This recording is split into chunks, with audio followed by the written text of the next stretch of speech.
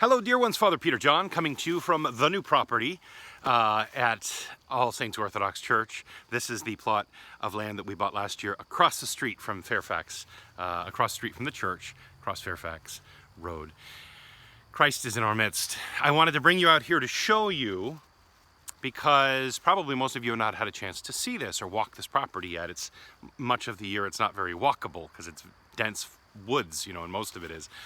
But it has to do something actually with what I want to talk about today, and I'll get to that in just a moment. St. Basil the Great said it is impossible to describe the taste of honey using words to a person who has never tasted honey.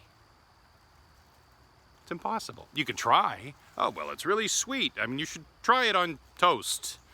I imagine it'd go well with peanut butter if you put it between a couple pieces of bread. But you could try anecdotally to describe honey or things it might be good with, but it just doesn't work. St. Basil's right. You can't describe the taste of honey using words. The person has to taste the honey. And then they can say, oh, I see what you were trying to say. Well, and it's like this property out here too. You know, you heard that there was this beautiful wooded property, I think 16 acres, I think is what it is here, across the street from the church that we were buying, and it had lots of trees on it. Well, a lot of things have trees on them, right? What else? Well, and it had some hills. Okay, a lot of hilly tree covered property out there. What's different about this property? Well, for one thing, it's next door to the church. That's nice. But if you can look now, behind me you see this beautiful carpet of golden leaves and the sun coming at a distance, at an angle through the trees. It's just absolutely beautiful out here. But I'll tell you, even what you're seeing now is just two-dimensional. You're hearing me talk about it, you're seeing it flat, but you know what you're missing? I'm going to tell you, you can't see in the screen the texture, the depth of texture, the shadows between every single curve of every single leaf. You can't smell what I smell, this beautiful autumn leaves on the ground, nice, dense, black, rich, mulchy soil underneath, and it just has that autumn smell, that autumn woodsy smell to it. You can't smell it though. It's like trying to describe the taste of honey. It's frustrating. You should put on your boots and come out and check it out.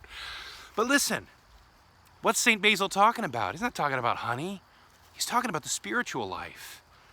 And the fact is, in order for us to communicate God's love to other people, we can't just talk about it, because words do not suffice.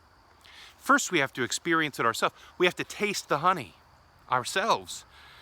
We have to have that experience of the sweetness of God, the sweetness of the indwelling of the Holy Spirit, that experience of walking into the liturgy and being swept into another place that is not of this world, joining together with the cherubim and the seraphim at the throne of God, surrounded by so great a cloud of witnesses that St. Paul describes, right?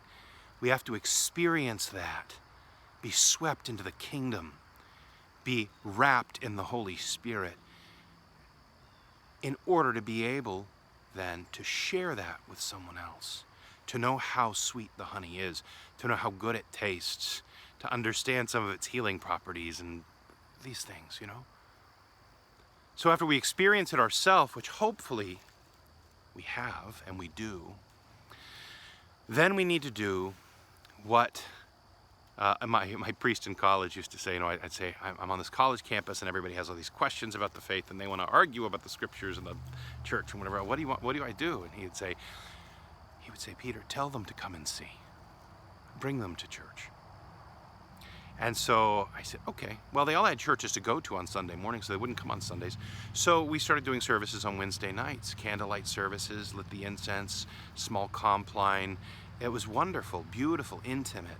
And many of those people who came to visit ended up becoming Orthodox. I mean, I don't actually even know how many of them did, because we all graduated, went our separate ways. But I know a good handful of them who did, because they came to see what God's house looked like. They came to experience what worship of God in the early church looked like and sounded like. They came to taste and see that the Lord is good. They came to taste the honey. They came to the honey farm. So I encourage you, taste the honey, right? Live the faith.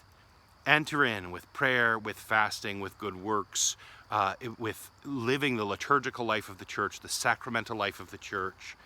Map out your year by highlighting in various colors the feasts and the fasts and the saints' special days that mean something to you in particular. Fill your calendar with them and live according to that. Right? Live on the honey farm. And then be always open and willing to bring somebody else to the honey farm with you, to taste the honey, to see and to experience the love of God with his people in the context of his church and the services. It's a glorious thing. Christ is in our midst. He is and ever shall be.